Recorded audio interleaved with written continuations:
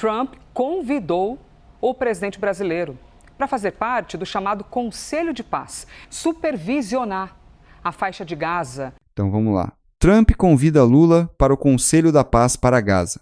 Quando eu li essa manchete, a primeira coisa que me veio à cabeça foi: quem em sã consciência chamaria Lula para um projeto sério de paz internacional?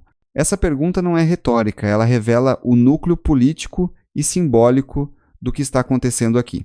Essa história não é um simples convite diplomático bonitinho, não. É um chamado para um teatro internacional montado pelos Estados Unidos, liderado por Donald Trump, sim, aquele mesmo que se elegeu prometendo dar a volta no mundo e que agora quer ser o árbitro global de uma suposta paz em Gaza.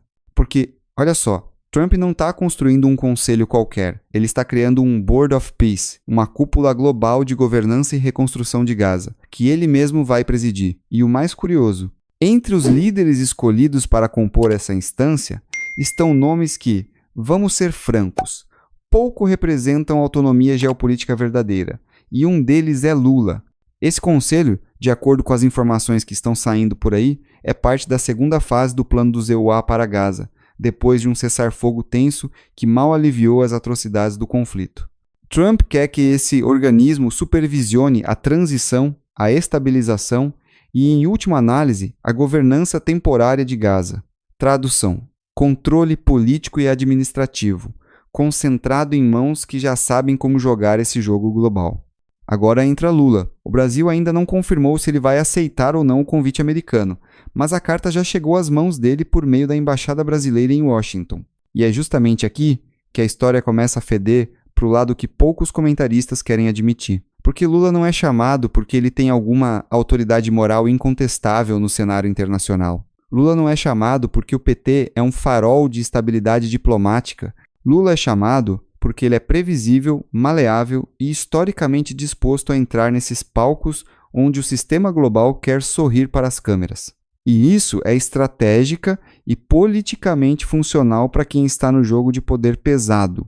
E olha só com quem Trump está alinhado nesse conselho. Além de chefes de Estado como Milley e Erdogan, líderes do Egito e do Catar, ele colocou Marco Rubio, Jared Kushner, Tony Blair e outros conselheiros próximos para assumir papéis de peso na iniciativa. Um agrupamento que mistura personalidades muito ligadas ao establishment americano com políticos que sabem fazer pose diplomática, mas nem sempre entrega resultados reais. A primeira leitura disso é perturbadora. Trump está tentando criar uma espécie de alternativa à ONU, uma estrutura onde ele tem controle direto, e onde os países convidados, inclusive o Brasil, são chamados mais como figurantes de legitimação internacional do que como líderes com poder de moldar de fato o futuro do Oriente Médio. E aqui é onde a narrativa se complica. Por mais que a grande imprensa tente moldurar como um convite para a paz duradoura, a realidade por trás desse convite tem cheiro de recolocação estratégica do poder americano, de tentativa de controlar narrativas e decisões sem as amarras multilaterais tradicionais. Porque, convenhamos, se fosse realmente sobre paz, se fosse realmente sobre ouvir as partes diretamente envolvidas, por que não há praticamente nenhuma presença palestina no núcleo desse conselho? Essa ausência não é um detalhe, é um sintoma. E Lula? Esse convite funciona muito bem para quem quer criar a narrativa de que há um fórum global realmente plural sendo formado. Olha só, líderes de todos os cantos estão reunidos por uma causa nobre, mas a mão que escreve o roteiro principal continua sendo a de Washington. O convite feito a Lula é um título de utilidade política, não de respeito diplomático. É como chamar alguém para aparecer numa foto que você quer que circule no mundo com a legenda Consenso Global. E aí entra a parte que dói no orgulho de qualquer brasileiro que ainda ama a soberania. Lula sendo usado como selo de aprovação internacional, quando a verdade é que ele representa um dos governos mais criticados pela ala conservadora nacional, justamente por posturas de concessão diante da agenda global. Esse tipo de movimento ameaça virar mote de ataque dentro do Brasil.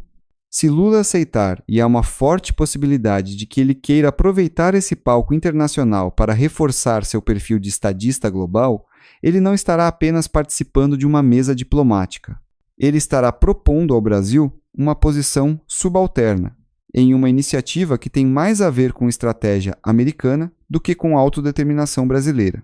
E, mais uma vez, a pergunta que ninguém quer fazer é alta e clara. Será que Lula está vendo isso como uma oportunidade de se colocar como protagonista internacional? Ou será que ele está simplesmente repetindo o mesmo padrão de sempre, o de estar presente quando o sistema global chama, independente do custo político interno? Porque o convite para esse tal Conselho da Paz não veio acompanhado de garantias concretas de autonomia para o Brasil. Não veio com acordos jurídicos robustos. Não veio com um plano que proteja os interesses brasileiros ou que garanta que o país tenha voz real nessas decisões estratégicas. Veio com uma carta e um sorriso diplomático, como se isso bastasse. Esse movimento tem tudo para ser lembrado no futuro como um daqueles episódios em que uma nação veterana, em discursos de soberania, acaba cedendo o protagonismo por um lugar numa foto que, no fim das contas, valerá mais para enfeitar discurso do que para assegurar poder real. E aí eu pergunto para você, que está assistindo até aqui e refletindo sobre isso comigo, você acha que Lula vai aceitar participar dessa estrutura controlada pelos EUA? E se aceitar, será que o Brasil está ganhando algo de verdade ou está apenas dando um novo verniz a uma operação geopolítica que já estava definida sem nossa participação legítima? Obrigado por assistir e até o próximo vídeo. Valeu!